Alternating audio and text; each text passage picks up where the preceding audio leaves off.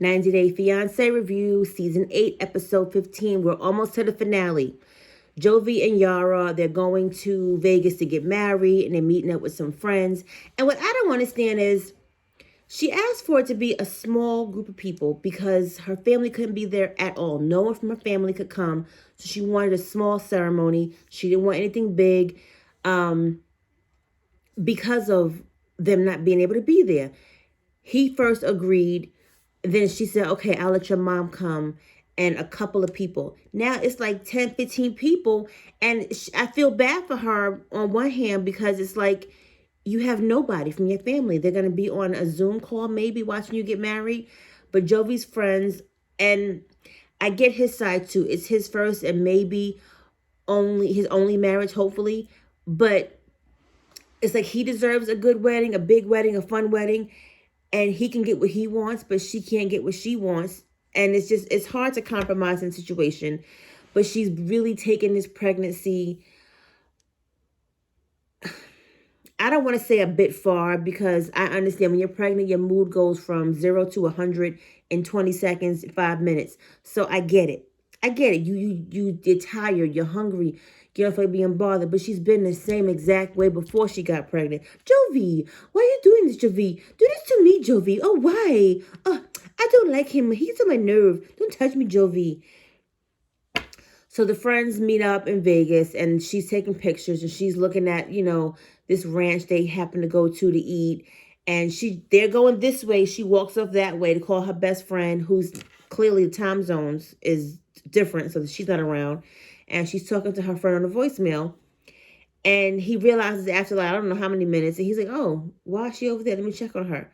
He goes over there. I'm fine. No, Jovi. No. And she starts with the whole, back and forth. Move on. I'm over it. Natalie and Mike. Now, y'all, Mike knew he wasn't going to marry her. In my heart of hearts, I feel like when you gave her the ring back, you were still unsure, but you wanted to give her some sort of satisfaction, some sort of like, okay, I'm going to do this for you. But marriage is not something you do just to be doing. Or let me just rephrase that. Marriage is something you should not do just to do.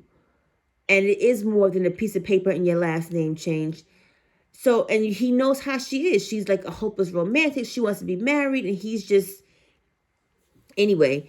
So the scene comes back to her and of her leaving and packing up her stuff. And she's crying. Uncle Bo is there. And he's trying to give her a hug and say he's sorry for what happened. And he wants to hug her. She goes, thank you so much, but I won't be in contact with you. She's trying to break all ties so she doesn't have, any reason to think about or relive what happened. Because she was so happy that morning.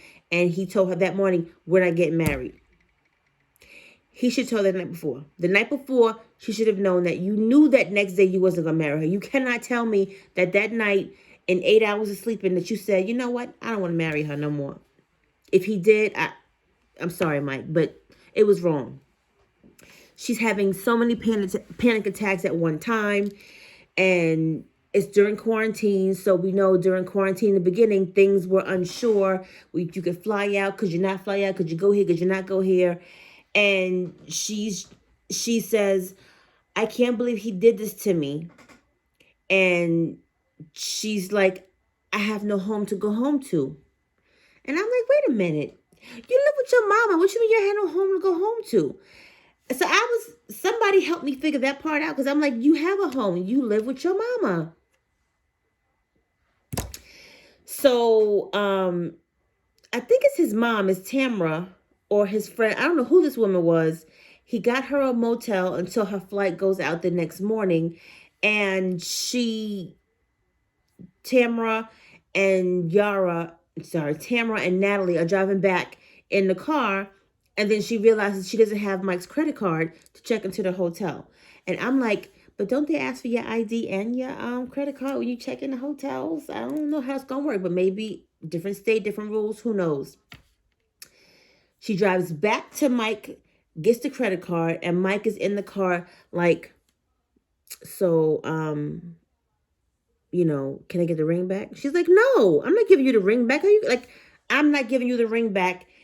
this is how much it cost me. I'm going to keep the ring so I can know how bad you hurt me, kind of thing. And he's like, so you're going to sell it? She's like, no, I'm not going to sell it. And she is just starts having another panic attack and just going crazy again and starts crying. And he's like, can I have one last hug? Mike, stop. Stop. You've done enough to her, whether it was intentionally or unintentionally. You have no rights in the situation. It would have, you bought the ring for her. Why do you want it back? To give it to somebody else? Getting the ring back, maybe he was still paying on it because we know Mike don't have a lot of money. I don't know. So he gives him the credit card. They get to the hotel and it says, we can't check you in because we don't take credit cards on other people. And I'm like, how did y'all not know? Yeah, maybe Natalie didn't know, but like, when you go anywhere nowadays, it's all like, can I see your ID and your medical card? Can I see your ID and your credit card? Because anybody can find a credit card on the street and just go run up charges. Like, so I'm going to just move on because that was a bit much. So they realize they can't check in. Natalie clearly has no money, no credit cards, no debit cards, no Visa checks, nothing. So she has to go back and stay at his house now. And I'm like, how do you do this? Like, how do you stay at somebody's house who left you at the altar, kind of like, sort of? Now we got Stephanie and Harris. Now I'm going to scratch my head because Stephanie then went from Ryan to his cousin Harris, and Harris and her are like in love now. Okay. So they're on the beach and she's drinking her favorite margarita and she's looking through his social media and sees a picture of him and his his baby mama. And remember, he got a tan line on his ring finger, y'all. He got a tan line. And she goes, y'all look really comfy and like y'all look like y'all in love. And he goes, that was the memories. So I'm wondering if he meant that was the memories. That was an old picture, or was it a recent picture she took and posted it and tagged him on it? They didn't say. So she's like, I love you, Harris, and I want to be with you. I wish I'd met you before I met Ryan. Bitch, where? Like, you was just in bed with Ryan, and then you just flip-flopped over to Harris. Okay. So the vacation is over. Harris has to go back to his job and his kids and whatever. And Stephanie gives him everything that she had gave Ryan that Ryan left. Clothes, a $7,000 watch. Why do you need a $7,000 watch to a $2 an hour job? That's how much Harris basically makes. And I'm not being shady. She gave him a $100 bill and said, all I have is $100 bills. And I want to give you a little something for your snacks on the road. So apparently the conversion is double. So it's $200 that she gave him in Belize money. And he goes, is it real? It doesn't look real. I never saw a $100 bill before. And he goes, I make $200 every 2 weeks. So I'm like, so why did he need a $7,000? I mean, I get it. It's a gift. But you gave it to Ryan. Take it back. Get the money. Give him the money. Pay his bills. Like, do something else with that can benefit him. Because this thick-ass watch he got, he going to try to sell it. Because that's a lot of money in his country. Okay. Stephanie, something's wrong with you. I don't understand. But, to each their own. You love who you love. You like who you like. You're heartbroken. He's a rebound love. And that's what it really is about, in my opinion. So Brandon and Julia have to get married. They have to get married because her visa is expiring. And this is, the start of quarantine and coronavirus when everything got crazy. And the parents are like, what do we have to do? We have to get you married. She goes, I don't have a dress. I don't have nothing. I have no shoes. I have no house. Like, what am I doing? Like, how am I getting married to him? Like, so fast. So she's like, Brandon is so dry. Brandon doesn't want to do this. Brandon doesn't want to do that. Brandon. Like, Brandon is like a typical male. He doesn't care. He doesn't care about the wedding. He'll be there. He'll show up. He says, I do it. He's going to move on. She wants him to be like she is, excited and happy and this and that. And I'm like, Julia, that's not who he is. And she's like, well, maybe we shouldn't get married. Why do you want to marry me? And she's going on and on. And it's like, girl. So she goes, I want him to be happy and be excited because, I don't think we're going to have a big wedding because we don't have any money. And in Brandon's eyes, he feels like this is just a ceremony just to say we married. We'll have a big wedding later. So they're on two different ends of the spectrum. They both agree the relationship needs to get worked out because there are certain things that they don't agree on together. And it's like crunch time. So you're forcing me to get married you're forced to be married to each other and you're not really ready to because of the issues you guys have. So should you guys really get married? No. And let her go back and try again. But he said he's not willing to give up on love. For my opinion is, what's the rush? If you still love her, it's still going to make itself work. You did it for 2 years. Continue the struggle and make it work another way. Have her come back. The virus has lasted a year. Are they still together? Ziad and Rebecca. Lord. Rebecca got another child. Rebecca agreed to marry Ziad in 2 days. Well, it was a week at the time. And now they have 2 days left before they get married. She still can't find her ring. Her dress she got doesn't fit. It's supposed to rain the next day. And Ziad has nothing to wear. He has a red jacket and blue shoes. And she's like, baby, what? I guess in their culture, they have to be bright and vibrant colors, when they get married. And she doesn't find that attractive. So she takes him to Target to find him a pair of pants and a shirt, I'm assuming, to match whatever this look he's trying to get going. Again, the beginning of coronavirus, the quarantine, people start wearing the gloves and the mask and all the alcohol and sanitizer. She didn't know that she couldn't have him try on the pants in the store. And I'm like, he don't know what size he wear, or is the sizing that different in Tunisia that there's no like 28, 32 kind of measurements. So in my mind, it's like, just buy 3 pair of pants and hopefully one of them works. Girl, I don't know. She says she has to make all the decisions. She's asking him about this. She's asking him about that. I don't know, baby. Yeah, I understand. No. That's all he says. He can't contribute anything because he has no money. He can't provide feedback. He has no money. He can't offer any help. He doesn't know what to do. And she's taking all of this on. In my opinion, I get you want to have a nice wedding. I understand that. Trust me, I got married at the Justice of the Peace the first time. We went to the courthouse. I do, you do, we do. And we left. I went to work. He went to work. That was it. 10 years later, we had a real wedding, which was fine. So in my mind, I can just do this quick little ceremony. Just you and your small family, and have a Walmart cake and move on.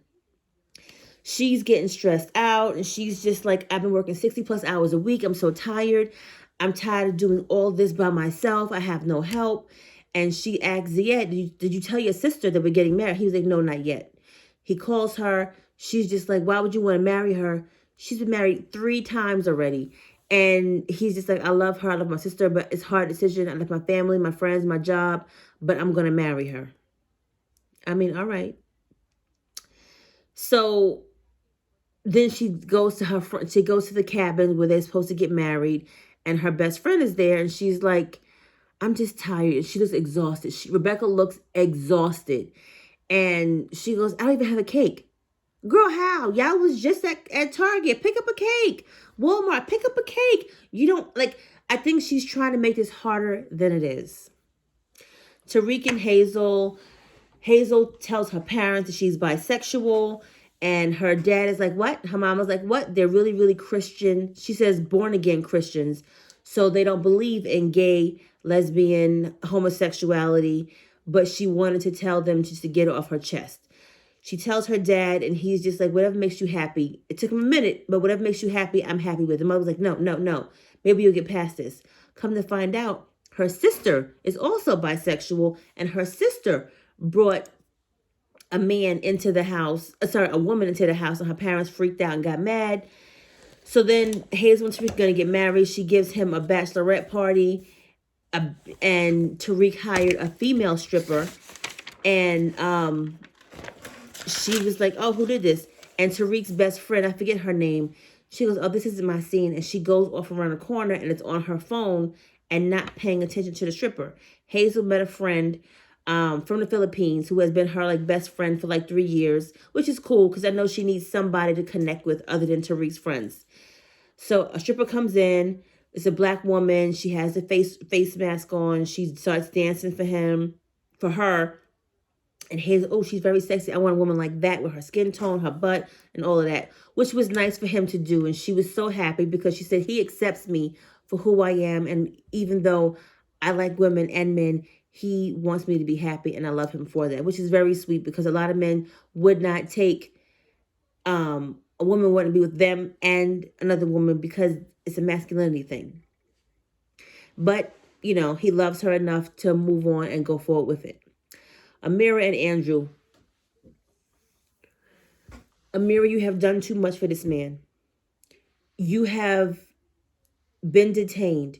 You have not had food. You have not had water. You have not, you've gotten basically disowned from your father. You have went to Serbia to quarantine for 14 days where they're bombing and rioting and you're unsafe. You feel nervous every morning because the police sirens and everything's going on. You can't find food to eat because everything is shutting down because of coronavirus. Like you're going through a lot. And Andrew is home at the daycare center with his mother and his kids and barely calling you.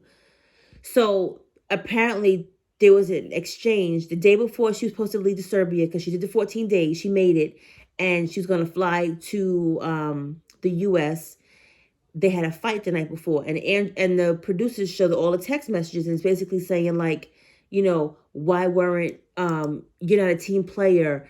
You have two choices. You can either here's a ticket to France, or you can come to the U.S., but you're gonna have an angry fiance when you come here. Are you crazy? Like, she went through a lot, and you're mad at her because they had a conversation about her not. She doesn't think he's ready to be a father. And he's, well, I want to promise some kind of guarantee you're going to give me kids. She ain't even got to U.S. yet. Give her a minute to see if y'all mesh and y'all gel together before she promises to have a kid with you. Well, I didn't ask her for right now, but I wanted her to say at least within a year. You don't know what can happen in a year. Baby steps. And then Andrew goes and tells his mommy, I messed up. She's not going to marry me. She got on a flight to France. Yes, because you told her, I don't care at this point. I'm angry at this point. You don't know what you want at this point. I don't like you at this point. So what did you think she was going to do? After all of that, Amira said, I was still going to go and meet him and go over there because I love Andrew. And then that morning, here comes the bullshit again. He's starting, oh, I'm angry. Do you care that I'm angry? So she went to France. She talked to her father. Her father said, I'm fine with it. You're always going to be my daughter, basically, and come home. Oh, dumbass. I'm just like, he's annoying. So you lost a girl and you're going to try again with somebody else. Just like, and then he had the nerve to say, I'm not worried about logistics, but at some point, mail me my ring back. That's what 90 Day Fiancé gave me.